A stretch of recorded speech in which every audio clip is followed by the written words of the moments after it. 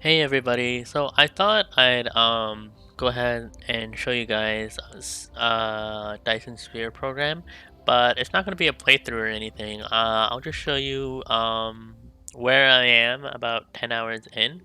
So as you guys can see right here, I played for almost 10 hours. So we'll see after 10 hours where I am. So we'll go ahead and continue the game. I am still on the first island, and we are just right here.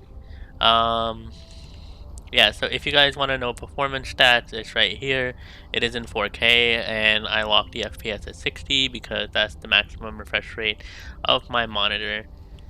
So, yeah, this is the game right here. It's running very smoothly, first of all, which is great. And even though, like, I have all these components here, so I have a stack of these blue spheres. If you play this game, or sorry, these blue cubes, if you play this game, you know how difficult it can be to manufacture this. And so on the left side here, we have our blue cube manufacturing, which will probably scale down later on because we filled that up. And over here, we have our red cube manufacturing. We're starting on our second box. And in the middle here on our right, sorry, this was the storage for the red cube, and on our right is our research. So whenever we research something, it'll automatically ramp up. So let's go ahead and do that, and you guys can see how it kind of in how that kind of ramps up. So in terms of a tech tree, we're about a quarter of the way done, I feel like, because we haven't really unlocked these yet. I think we did somewhere. We unlocked the yellow cubes from somewhere. Let me quickly take a look where the yellow cubes could be. Magnetic. Alright, I don't know if we unlocked it. But, so I left this here so that I could show you guys how it kind of ramps up. So this has 800 blue cubes and 400 red cubes. So everything ramped up, and immediately, because the stack is full for each one of these, they're full of the required ingredient, which is red cubes and blue cubes, it automatically ramped up. And so on the left, you see how we're ramping that down, the research. Obviously, the blue cubes are researching much faster than the red cubes, but the way it stacks 10 cubes of red and 10 cubes of blue. Given we are at stacks of 3, 6, 7, each tower is basically guaranteed 70 research. And so 70 times however many towers you have, you'll automatically be guaranteed that because it's all stacked up in the queue if you don't have research going. Now, when you have like a box of these, obviously it's not going to deplete. It is depleting, but not as fast because we have all these things queued up. And so I did put the relatively fast sorter in so it can quickly fill up the entire column. And we are basically reproducing stuff here. And that research is done. Everything turned off. And that was it. Very simple. So now that we looked at basically the research towers, let's go ahead and see the rest of the factory. So these are where the, how do I land again? Yeah. So these are where the red towers, the red cubes are manufactured. So for that you need hydrogen and you need graphite. I still have a lot of trouble maintaining hydrogen, but that's okay. It's the same concept where once once the box fills up it's fine, but I have enough for now, so I'm not really worried. So if we look at, we're just gonna backtrack. So we have our hydrogen here. This is what I'm trying to optimize right now. Basically, my concept is if once the red cubes are completely fully stored and manufactured, then this hydrogen will fill up completely, this hydrogen storage tank, and we can use it for later. Now we're getting hydrogen from the oil refinery. We have 1, 2, 3, 4, 5. We have about 9 of them. Yeah, we have 9 oil refineries, and it's releasing the refined oil, I believe, right? Yes, refined oil. Now those, I don't know why it didn't click with me initially. I had like 30, so each one of these hold 10,000. I had 30,000. I'm like, what am I going to do with all this? It just kept accumulating. Then I realized that you can actually use that for power. And so yeah, this was the 30,000. Are we still gaining? We are slowly gaining oil, refined oil, and we're using that here. So these are our thermal power station.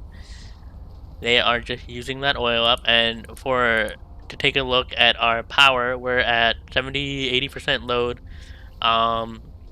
We're completely running off of refined oil. This is like where I'm planned to transfer all the power basically on this side of the map. And basically I'm just going to fill this up completely with these thermal generators.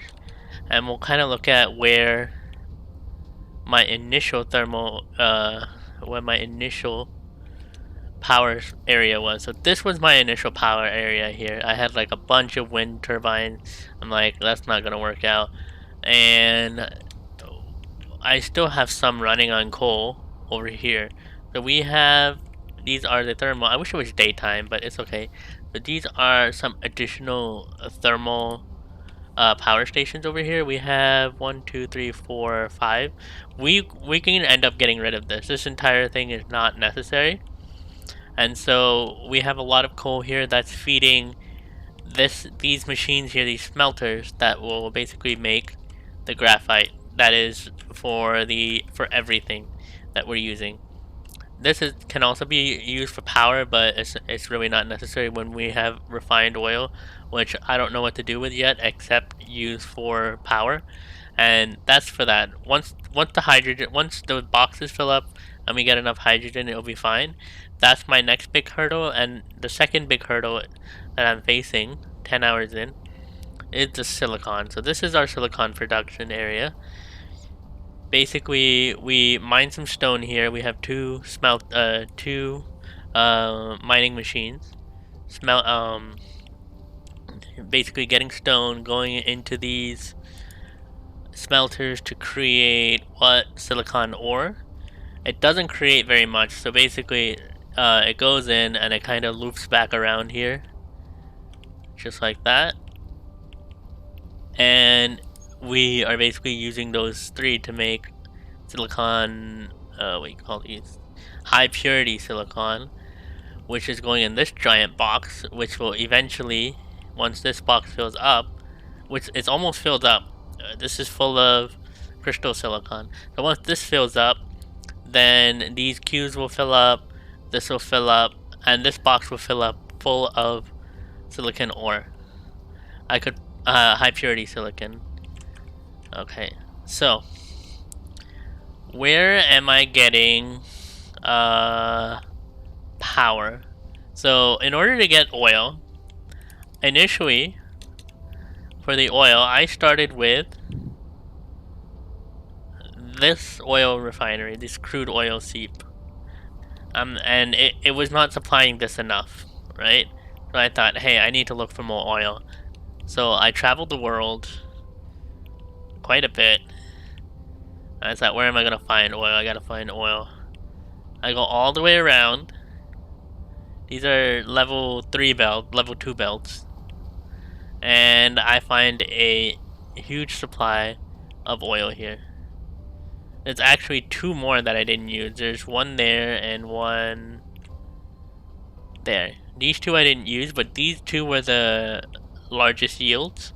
So they're just powered by wind turbines, so I don't have to worry about them. And is this filled up at all? Yeah, so this is completely full of additional oil if I need it. And while I'm here, I might as well just stack up on it so we can keep that going. Yep, it's filling up. And it's just in a simple splitter where basically 50-50. Now, we decide to transfer power. Let's go ahead and fill up our core energy. We can do that without overloading the system. It's nearly done down here. It took me forever to figure out this. But, okay. We're gonna start with the basics. We're gonna go to our coal, our iron and our copper. So here is copper. This was my first copper mine here. I will eventually get rid of this and put all my power over there. That's the goal. And so I didn't realize how much I would need. So initially I started with this, which immediately went into this. This is going to back up until this box is completely full. This is the Mark III. Yeah. When this is completely full, then this box will back up right here. But I made sure to make a bunch more of these copper smelters. It is kind of backed up here, so I could technically do a loop because this is not outputting. It has like 100 sitting in there. So let's go ahead and do that and kind of figure out a way that we would do that. So I actually learned a little late that these things can go in the air. So lift, just like that, and we want it to go down. What's in the way? And we want it to go down. That should be fine, hopefully. And we'll go ahead and oh wait, no, not like that. Sorry. The other direction. Oh, okay, I have to do it the other direction.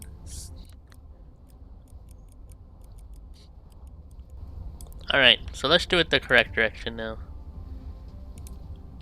So we want this, and we want it to go up. There you go, just like it worked for a second. There you go. And we want it to go here.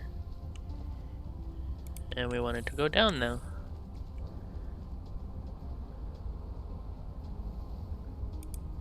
That should work. Alright, so we want to take out from here. And we want to input. We'll go ahead and do this. There you go. Just like that. So now any additional we have will loop back around and this will back up. Once this backs up, because right now we're backed up here, which means we have good production, and this leads to, yes, the this production, which is magnetic coils. The magnetic coils are not exactly filled up because we are supplying them for something. Alright, let's follow the magnetic coil. So we have one full box. Are we netting? It looks like we are net positive. So once this fills up, then the copper will back up there, which is what we want. And how about this? This is completely full. Yeah, these are the magnets we're using for that. A lot of this is still the original building I had. And we are transferring that.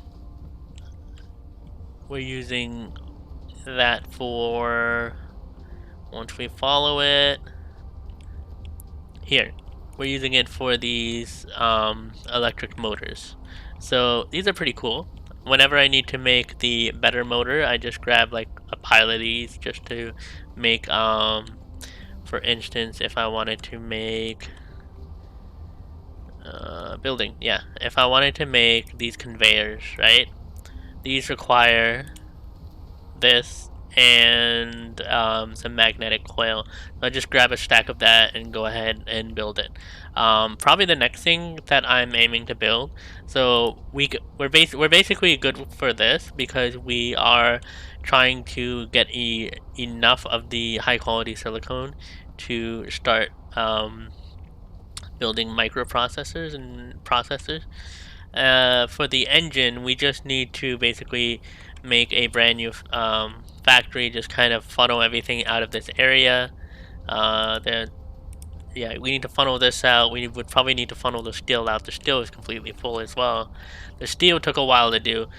I made sure to get a bunch of steel plate production going, or iron ingot, so that I can use that whenever I need to. I gave it its own separate little pile, and I did all of this just so the blue cubes could be used. So we'll go ahead and follow this. So it's transferring it here to this magnet production. It's going up here for more iron production, and then that iron, which this is not full yet because we're using it for, yeah, once this fills up, then this will back up, but we're okay for iron because we have an additional one over there. This one is like never used, so I'm not worried. We're using it for like one thing. Another thing I could probably get set up is conveyor, automatic conveyor building. That way, instead of having to build one set of conveyors for, let's say for instance, I want to build conveyor Mark II, I would need the first set of conveyors and this engine. If I get this built and out of the way first, like I have a stockpile full of it, that would be fine as well.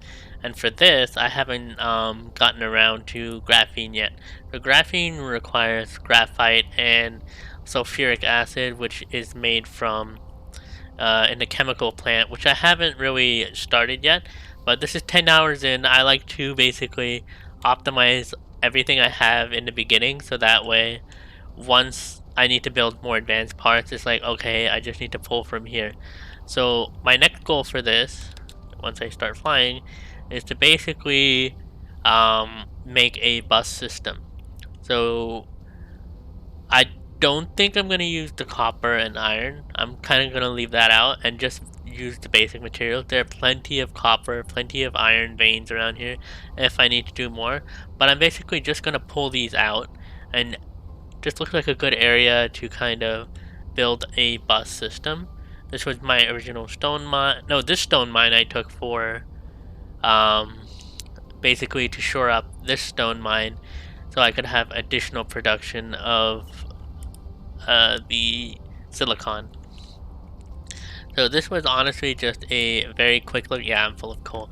This was really just a quick look at how the factory was going. We are still technically in the very beginning of the game. In my opinion, core energy will deplete soon. Okay, so let's see how I deal with that. Very simple. I take the one with the most yield, which is copper. This is the one I take. Whoop. This one is being used, I remember, yeah. So we're gonna grab 4 of these and just fill up on it. 1, 2, 3, 4. There you go. Now we're good for like a long time. And let's go ahead and charge up while we're at it. So yeah, this was just again a quick look at everything. Now that the sun is coming up, you guys can take one final look at the factory as I do a flyover. There is only one speed for the flyover. I'm gonna go ahead and heal up. Well, not heal up, I'm gonna do the megajoules. But yes, I'm gonna do just a quick flyover here. These are our red ore factories. Transfer everything over as we pass the graphene production. Or graphene or graphite? Graphite production. And these are our red cubes. This is our research facility, where we will eventually put a bus for all materials. And here is our, can we jump on this? Let me go ahead and give that a try. Yep. Alright, so I want to thank you guys so much for watching. I hope you enjoyed it. If you did, let me know. Give a like. If you want to see me basically start from scratch with the knowledge I've basically learned, I will go ahead and start a playthrough for this, and I think that would be really fun. These are the types of game I enjoy. It kind of takes away the part I hated about Satisfactory the most, which was all the running around, because we have a mecha suit.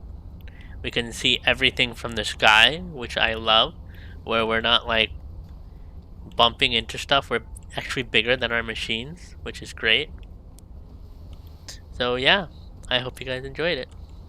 Take care.